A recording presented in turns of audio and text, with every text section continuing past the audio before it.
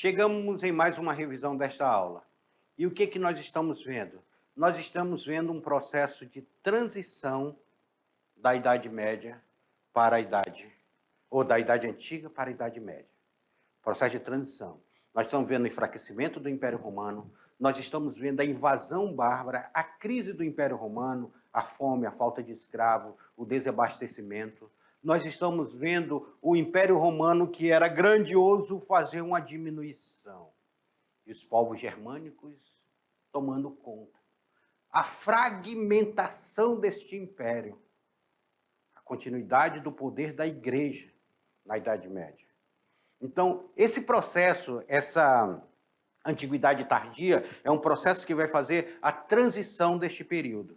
Na tela para vocês que nós estamos na aula de número 11.2. Eu, professor Beto, estarei com vocês falando sobre essa crise do Império Romano. A partir do terceiro século depois de Cristo, o Império Romano iniciou uma fase de declínio e decadência e acabou resultando na fragmentação da parte ocidental, nunca esquecendo que o Império Romano que cai neste momento é o Império Romano do Ocidente. A crise do sistema escravista afeta a economia diretamente, diminuindo a produtividade. Uma crise política passada pelo Império Romano, da sucessão de poderes, o imperador e o senado brigando constantemente. As invasões dentro do Império Romano. Os povos germânicos, que nós já falamos, os godos, os visigodos, os vândalos, saxões, anglo-saxões e outros povos, constituíam uma variedade de povos e habitavam a região norte da Europa. A partir do século II, as migrações germânicas se intensificaram. Aumento das migrações, o crescimento populacional dos germânicos fizeram de buscar novas terras, o resfriamento do clima no norte da Europa foi fazer com que esses povos germânicos adentrem ao Império Romano. E se não bastasse, a fuga fugindo dos hunos, que era um povo muito temido. Isso tudo está dentro de uma característica dessa transição da antiguidade para a Idade Média. E a queda do Império Romano do Ocidente? Como se dá a queda do Império Romano do Ocidente? Essa chegada dos povos germânicos vão intensificar ainda mais essa crise no Império Romano. As cidades romanas tornaram-se alvo e atraíram os ataques dos germânicos. Por quê? Porque lá tinha riqueza, lá tinha alimentos. Os centros de alimentos vão ser atacados, as rotas comerciais vão ser atacadas. A queda do Império Romano do Ocidente, então, é fixada em 476 d.C., quando o Odoacro, que era o líder dos germânicos, depois o último imperador romano do Ocidente, o Rômulo Augusto. E aí nós vimos também na nossa aula sobre essa antiguidade tardia. O que significou essa antiguidade tardia? Denominada um período de tempo ainda impreciso que se localiza entre a Antiguidade Clássica, que nós estudamos, e a própria Idade Média, a Alta Idade Média. Então, esse período ele inicia com o declínio do Império Romano do Ocidente. O Império Romano do Ocidente ele vai declinar e essa Antiguidade Tardia ela inicia com esse declínio do Império Romano. Mas o que nós observamos dentro dessa Antiguidade Tardia é que há um processo de continuidade, características sociais e culturais da própria Antiguidade Clássica. A Antiguidade Clássica lá ela vai contribuir com algumas características para essa Idade Média, que permanecem presentes nessa Alta Idade Média. Então, isso que nós vimos na aula é um processo de transição da Antiguidade para a Alta Idade Média. Chamamos Antiguidade Tardia porque é um processo que não há uma ruptura do dia para a noite. Você não dormiu na Idade Antiga e acordou na Idade Média. É um processo de transição. O próprio povo que vivia nesse período nem sentiu que estava vendo essa transição. Mas façam a atividade de vocês, que eu vou ali tomar um café e já volto para a gente discutir ela.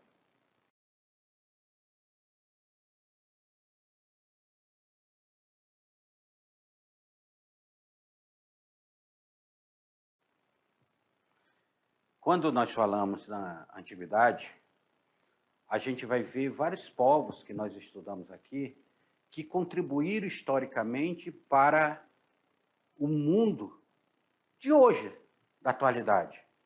Nós vimos os gregos nós vimos os romanos, nós vimos os egípcios, nós vimos os persas, os hebreus.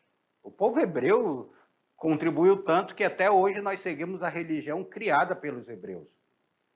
Uma religião monoteísta, que vai derivar o cristianismo, o islamismo e o judaísmo. Só para vocês terem uma ideia de quanto a antiguidade parece que ela está lá longe, mas ela está tão presente no presente, em nosso presente. Por isso que nós precisamos estudar história. Quando nós estudamos história, nós compreendemos quem somos nós hoje no presente. E essa transição da antiguidade para a Idade Média, ela não foi simples um hiato, como alguns historiadores colocam aí, que a Idade Média ali foi um hiato para a chegada da Idade Moderna. Não. A Idade Média ela teve também a sua importância no processo histórico. Aqui eu estou, atrás de mim tem um Castelo da Batalha, construída dentro desse período. Então ela tem arte, ela tem cultura. É claro, a maioria da população ela vai ser uma população rural na Idade Média. Ela vai viver no campo, principalmente na Alta Idade Média, com medo, as invasões, a definição dos reinos, a fragmentação que a Europa está passando. Isso faz parte de um processo. Vamos lá para a gente corrigir nossa atividade? A primeira atividade ela fala sobre o quê? Ela fala, a decadência do Império Romano estava relacionada primeiramente com a crise do sistema escravista, iniciado na transição do século II para o século III depois de Cristo. Esse sistema era parte essencial da economia romana, que contava com a renovação da população de escravos do Império por meio de guerras de conquista e expansão, típica da história romana. Podemos dizer que outro fator que levou à crise do Império Romano foi... Qual outro fator levou à crise do Império Romano? A crise financeira, pois a falta de moeda circulando na economia impediu os romanos que praticassem o escambo. A crise econômica, sendo que a diminuição de escravos também diminuiu a produtividade, provocando, consequentemente, o aumento do custo de vida. Crise religiosa, observada principalmente pelo fortalecimento do politeísmo cristão. Crise social, sendo que as estruturas governamentais estavam abaladas pelo absolutismo monárquico. Ou crise política, uma vez que a figura do imperador não representava segurança para os senhores feudais que queriam assegurar as práticas comerciais mercantilistas. Meu Deus, essa daí fez uma salada. Essa fez uma salada. E aí? Pessoal, nós sabemos que a base da economia romana era a mão de obra escrava. Com a falta de escravos, ou seja, ele não está conquistando mais povos novos. Então está faltando escravos. Os escravos que eles já conquistaram estão morrendo. E eles não têm como renovar esse escravo. Há uma crise. E gera uma crise de produtividade e abastecimento. Então a resposta correta daí é a letra B, com certeza é a letra B. Sem dúvida. Vamos para a segunda. Os germânicos, que constituem uma variedade de povos, habitavam a região do norte da Europa, principalmente hoje é a Alemanha. E desde muito tempo já lutavam contra os romanos. A partir do século II d.C., as migrações germânicas intensificaram-se com o enfraquecimento do poder romano. As fronteiras do império ficaram mais frágeis.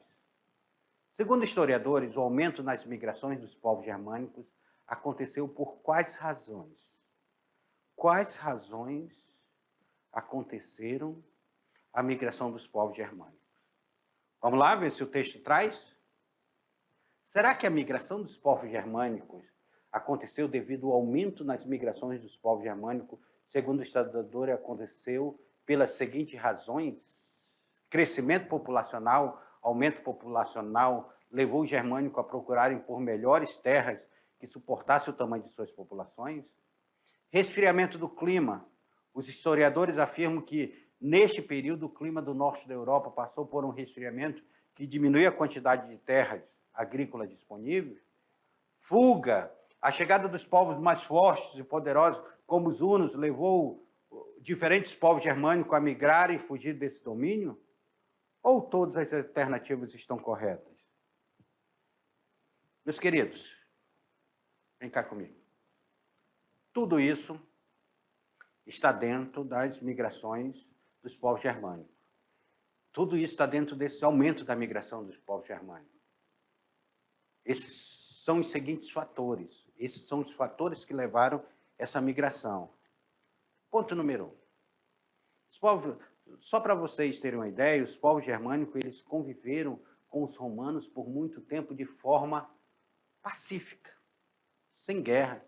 Muitos deles até compuseram o exército romano, só para vocês terem uma ideia. Então, eles viviam pacificamente ali na fronteira e tudo. E aí, romano? E aí, germânico? Tudo na paz e tal. Só que eles começaram a adentrar. Eles pediram, olha, eu preciso de autorização para adentrar a sua terra. Os romanos deram autorização. Só que depois ele disse, eu preciso avançar mais porque eu preciso plantar que o meu povo aumentou. Aí os romanos, não, aí não pode não. Aí, então eles começaram a invadir a força. Eu preciso, minha população está aumentando. Eu preciso gerar mais comida. A minha terra, onde eu morava, está passando por um resfriamento que eu nunca tinha visto uma nevasca daquele jeito. Eu preciso de terras onde não esteja debaixo de neve para plantar. E outra coisa, está chegando um povo cruel, que está me expulsando da terra, está invadindo minhas vilas.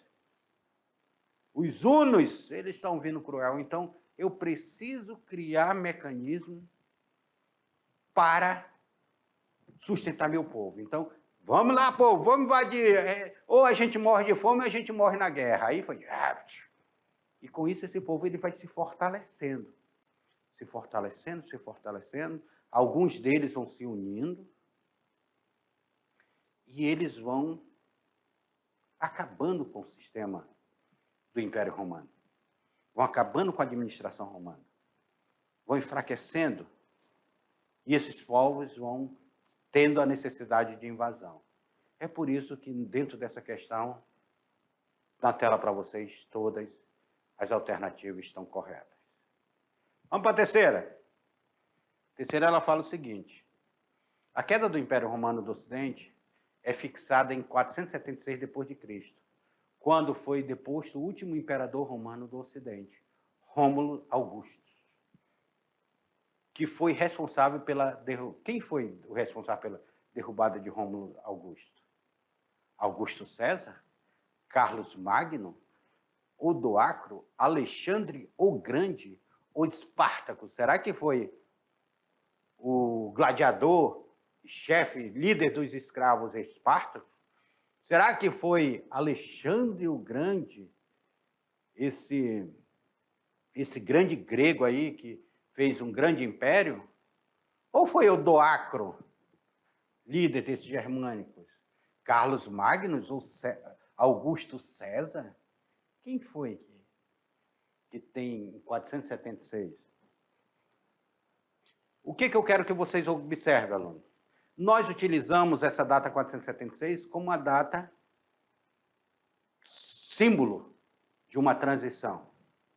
Porque em 476, que o líder do germânico, chamado Odoacro, vai depor o último imperador romano, Rômulo Augusto. O último imperador, então, ele é deposto, ele é tirado do seu poder por Odoacro, e isso daí vai fazer a simbologia. Já pensou Roma caindo, Roma sendo saqueada, os vândalos saqueando Roma? Chega os ostrogodos, os visigodos, de um lado. Tenta imaginar como era que o Império Romano se viu nesse momento, tendo que recuar, até que o último imperador ele vai ser deposto. Até que só sobre o Império Romano do Oriente. Então, essa figura ela vai ser uma figura simbólica desse período. Nós estamos falando dele na tela para vocês. Nós estamos falando do Odoacro. Agora vamos para o Enem? Vamos lá. Olha o texto. Um dos elementos que gerou a maior instabilidade no interior do Império Romano foi a difusão do cristianismo, a partir do século I depois de Cristo. Os imperadores adotaram uma postura de perseguição aos cristãos, gerando verdadeiros espetáculos de crueldade no Coliseu, símbolo de entretenimento oferecido pelo Estado à população. No entanto, a postura foi mudando gradativamente. Constantino promoveu um livre culto do cristão com o Edito de Milão de 313. Posteriormente, Teodósio tornou o culto do cristianismo a religião oficial de Roma com o Edito de Tessalônia de 391 depois de Cristo. Nós estamos falando do século IV, gente. Nós estamos falando aqui antes da Idade Média ainda. Nós estamos na Idade Antiga. Roma ainda era Império Romano. Alguns pesquisadores defendem que as raízes da cultura medieval já estavam presentes no desenvolvimento do cristianismo. O que se entende por antiguidade tardia? Período em que se inicia um declínio do Império Romano Ocidental a partir do século III e se estende até a conquista islâmica e a ação do Império Bizantino na refundação da Europa Oriental. Período de grande desenvolvimento da Antiguidade Clássica com gregos e romanos. Transição entre a pré-história e a Idade Média e a adaptação da cultura gradativamente dos povos conquistados. Pré-história, gregos e romanos. Refere-se ao renascimento cultural, que buscou, na Antiguidade, toda a base por parte da cultura da época. Renascimento cultural só vai acontecer lá no século XV, tá? Só 1000 anos depois. Antiguidade que chega tarde e não se mostra consolidada com o campeonato e nem fica a cultura greco nem romana, pelo amor de Deus. Nada a ver aqui essa antiguidade tardia. Nada a ver. Meus queridos alunos, vem cá comigo, rapidão. Antiguidade tardia. Nós vimos que o Império Romano, ele que perseguiu tantos os cristãos, de uma hora para outra ele vai aceitar o culto. Constantino ele vai dizer, não, vocês podem fazer o culto livremente. Teodósio, além de liberar o culto livremente, ele torna a religião do cristianismo como religião oficial. O Império Romano ele passa a ser monoteísta, acreditar em um só Deus. E com a invasão do Império Romano, essa religião ela vai também se fortalecer junto aos povos bárbaros, que ela vai converter os povos bárbaros também ao cristianismo. Bárbaros são os germânicos, tá? Eles eram chamados pejorativamente de bárbaros. E essa antiguidade tardia ela vai estar presente nisso daí, nesse período que inicia um domínio do Império Romano do Ocidente, quando o Império Romano vai se enfraquecer no Ocidente, a partir do século III, e se estende até a conquista islâmica. O islamismo ele vai se expandir também pela região do Oriente Médio, ali, daquela região da Europa. O islamismo ele vai se expandir muito, até a ação do Império Bizantino. O Império Bizantino ele vai se fortalecer bastante. Então, a questão correta é daí a letra A, sem dúvida. E vem cá comigo, aluno, porque nós chegamos ao final de mais uma aula, onde nós entendemos esse período de transição entre a Idade Antiga e a Idade Média. E vocês vão precisar entender esse período de transição para entender o que foi a Europa na Idade Média, que serão assuntos para nossas próximas aulas. Até lá!